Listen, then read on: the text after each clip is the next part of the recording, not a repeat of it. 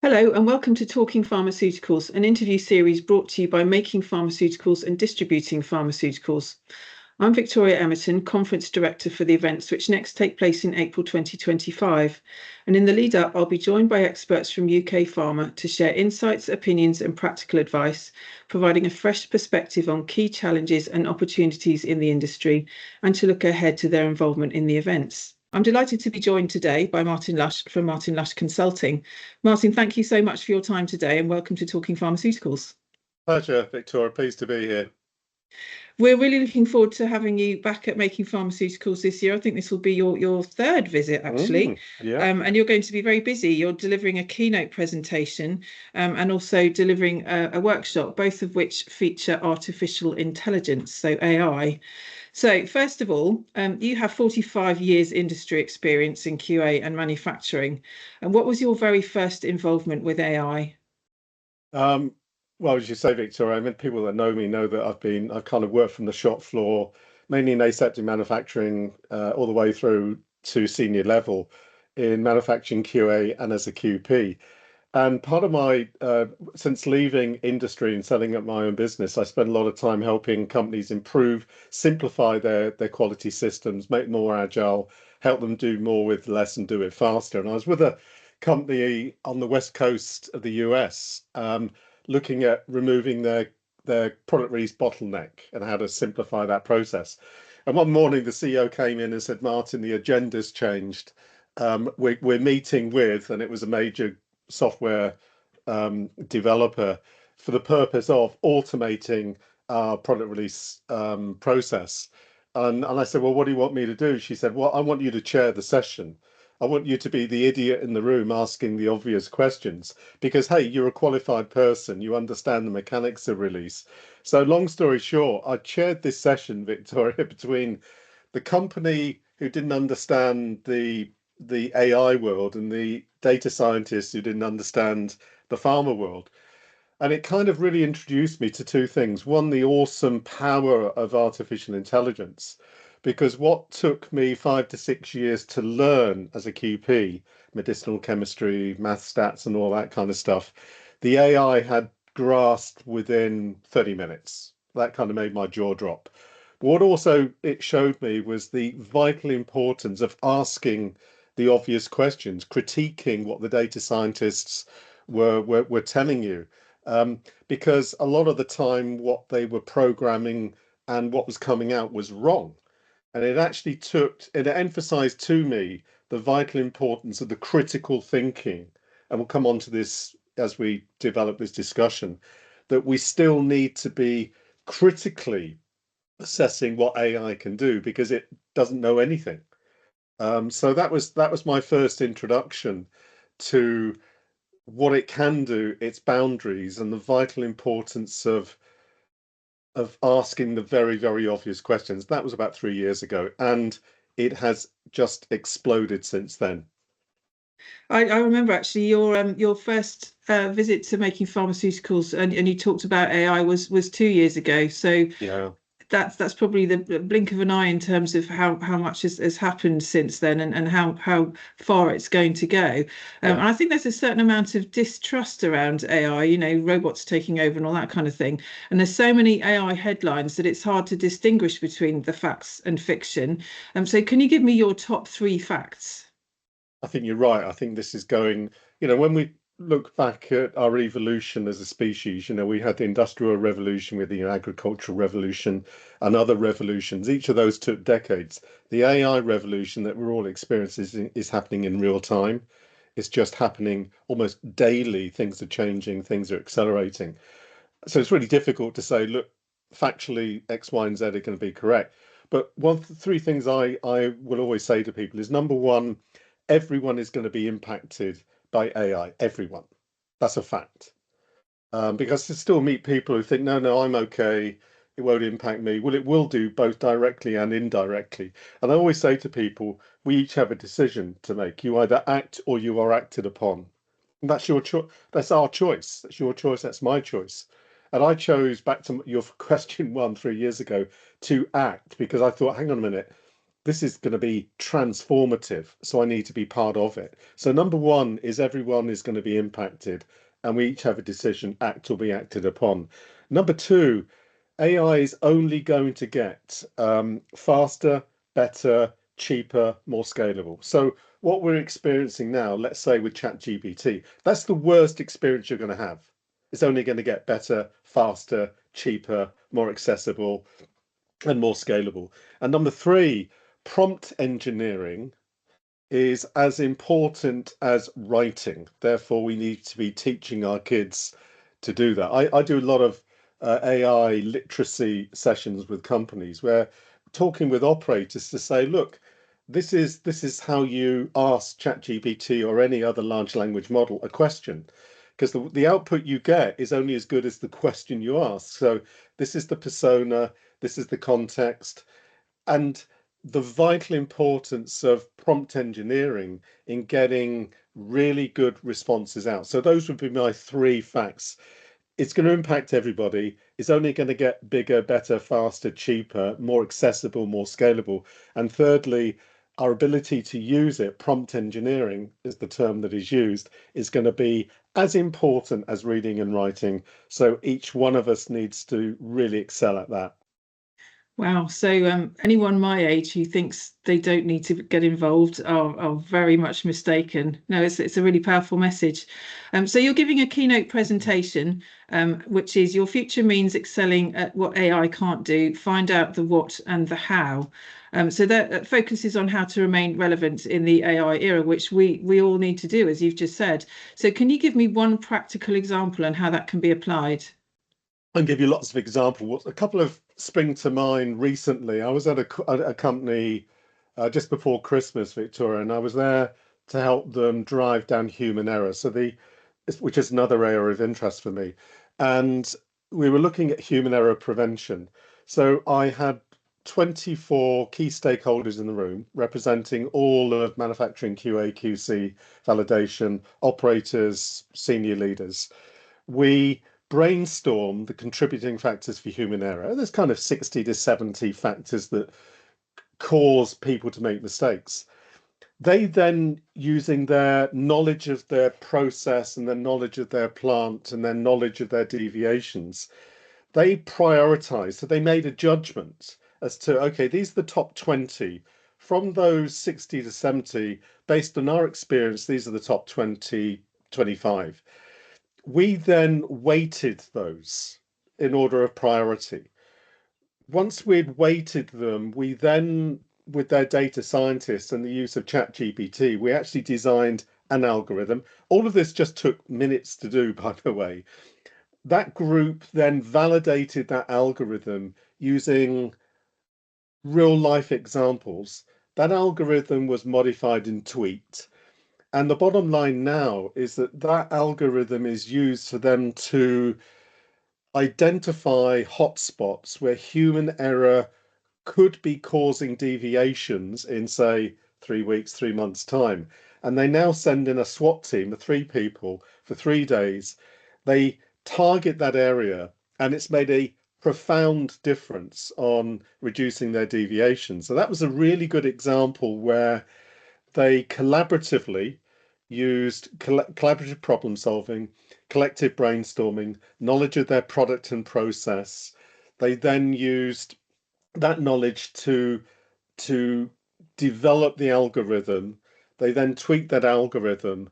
So they were very much in the driving seat. It was their brain power used collectively with the large language model that did most of the heavy lifting. And another example of SOP simplification, I do a lot of SOP simplification workshops alongside my QMS simplification. And what would normally take days to do can now be done within minutes. So I was at a group again before Christmas where the group designed their 5 rules for SOP compliance, good design practice for documentation, and so on. They then asked the large language model to simplify their SOPs using their rules. Now, normally that would take an hour or so to do manually. This was then done within minutes, sometimes seconds. So they were simplifying hundreds of SOPs. Of course, they had to be checked and qualified, and you still need that human oversight. But it was another example of how the AI can do so much of the heavy lifting, but under the direction of the people with the wisdom, with the knowledge of their products and their process. As you say, the quality of what comes out of it is directly related to the quality of what goes in. So it's good to hear the human brain still has a function in that Yeah. process. It's quite reassuring. So you're going to be delivering a workshop called An Introduction to AI for Pharma Professionals and Parents in 30 minutes. What will you be covering without sort of giving too much away? Do you know what? I mean, I'm a parent of two, well, they're adults more now, but as parents, one of our key roles is to, I don't know, guide our sibling, our offspring to make the right decisions at the right time. And as I said earlier, I think we're at a pivotal time in our evolution. AI is evolving exponentially, almost real time. Um, and at the moment, the direction of travel and the policies and the guardrails are being dictated by a very, very, very, very select group, mainly in the global north, mainly in the US, mainly men, mainly white, and it kind of scares me that people are not being engaged in the discussion. And one of my objectives is to allow, parents, professionals to be part of that dialogue, part of that discussion, to ask the difficult questions and understand whether those headlines are hyperbole, true or false, and to really spot the uses and potential abuses of AI. So during this session, I want to demystify AI. As I said right from the get-go here, I'm not a techie, but I just have lots of common sense, mainly through making lots of errors and mistakes. And I just want to demystify AI. You said earlier, people are kind of fearful of it. There's no reason to be fearful of it unless you are ignorant to it. So number one is to demystify, explain the terminology. I really want to demonstrate, as I've tried to explain during this session, how it can do so much of the heavy lifting. I've been meaning to catalogue all of these books behind me. Never got round to it because there's lots of books. The other day, I took a video, sent it to ChatGPT, gave it some specific instructions, and 2 minutes later, it came back with a list of title, author, the replacement value. And then I asked it to catalogue around the different subject headings. All of that was done in 30 minutes. So I just want to be able to show to people, look, when you use this intelligently, because you're great at prompt engineering, but you can also spot the errors and mistakes, it can do so much heavy lifting for you, but you still need to be in the driving seat. So I want people to be more informed so they can be part of the debate, because I don't trust the people that are setting policy and dictating so much that is going to be vital to future generations. To demystify, show how it can be used, and also just to encourage people to be part of the debate, because we cannot allow any single constituency to drive this because it is too important. And just as a matter of interest, I set up a few months ago, Victoria, I set up on LinkedIn an AI interest group, really for this reason, so that people can come in and just ask simple questions, share knowledge, and within weeks it's kind of gone to 500 or 600 members. So people listening to this, please look at the AI interest group that I set up. I think it's called the Practical Applications of AI in Pharma. Not a very catchy title, but really we all need to be engaged in that debate, and that's really my objective for that session, is to demystify, show what it can do, and to turn people into skeptical optimists. I like that. Yes. And for anyone with children of a certain age, there's obviously a lot more to AI than getting their university essays written, which I think is what it's sort of most commonly known for, and university lectures spotting which essays have been written by a bot and which have been written by a person. That's certainly something that I've come across. So we talked about concerns about AI, and you're a skeptical optimist yourself, I imagine. So there are any concerns relating to AI applications in pharma, and does anything keep you awake at night? Yeah, a few things keep me awake at night. One is pharma is really great at overthinking and overcomplicating things, and in doing so, losing the opportunity to benefit. So one of the things that keeps me awake at night is when, and it's usually big pharma, it's usually when one constituency is driving the AI initiative, often IT, often data scientists, who have a unique view of the world, and that's not being critical, but they just see the world very, very differently. And I've seen examples where top-down initiatives that are overcomplicating AI applications, confusing people in the workforce, and actually creating a level of concern and resistance because people are not being given the foundational knowledge to understand their jobs are not at risk, to understand a lot of what we've talked about here. That I consider AI to be Einstein in my pocket, you know? It's there to be used, but I'm still in charge, and it's going to make my job so much easier, so much more interesting. When it's top down and over complex, a vast majority of the workforce kind of go, what's happening here? They lose the initiative, they're resistant to it because it hasn't been explained to them, because it's been overcomplicated. And as soon as you do that, you lose the workforce. And as soon as you lose the workforce, you lose the real benefit that AI can provide rather than bottom up. So I spend a lot of time within companies having these kind of conversations, about prompt engineering. This is how it can be used. This is what it does well. This is what it doesn't do well. And hey, let's use it for human error prevention. Let's use it to drive down repeat deviations. Let's use it to simplify your SOPs. In other words, let's use it to make your life easier and better. And the companies that are doing it really, really well is when they're doing it bottom up. They're saying to the workforce, go and play with this. These are the guardrails, but go and use this to make your life easier. And what time it frees up, we're going to use your time elsewhere doing more interesting things.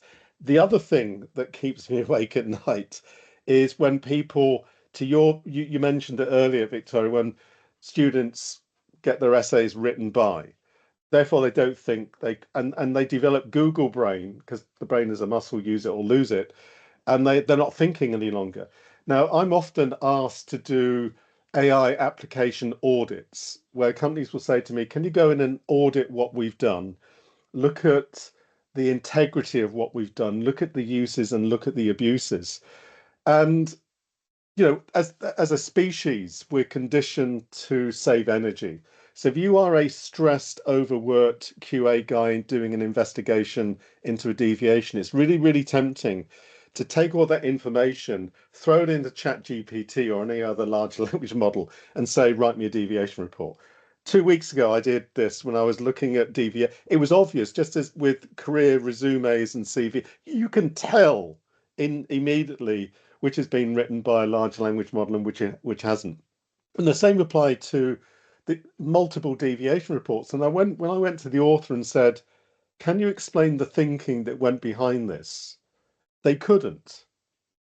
So on the one hand, the biggest things that keep me awake at night is the over complexity, top down rather than bottom up, and therefore the delay and resistance that creates. And the second one is when people defer to it without thinking because, hey, it's easier to do, and I'm really stressed and I'm really pressurized, therefore I'm going to do it. And at this moment in time, that wisdom, that ability to use knowledge and experience in the same way as I described with the human error prevention stuff is more important than ever before because AI knows nothing. It lies, it hallucinates, and people need to be skeptically optimistic about it. And this is where during my workshops, people start to find out what it does really, really well and what it doesn't do well. And often when they see these hallucinations, that kind of shocks them to make them realize, whoa, we still need to be checking this. Oh, and by the way, the questions we ask it, our ability through prompt engineering to be really, really smart is really, really vital. And so those are the two things that there are others, but I would say those are the two things at the moment that keep me awake at night.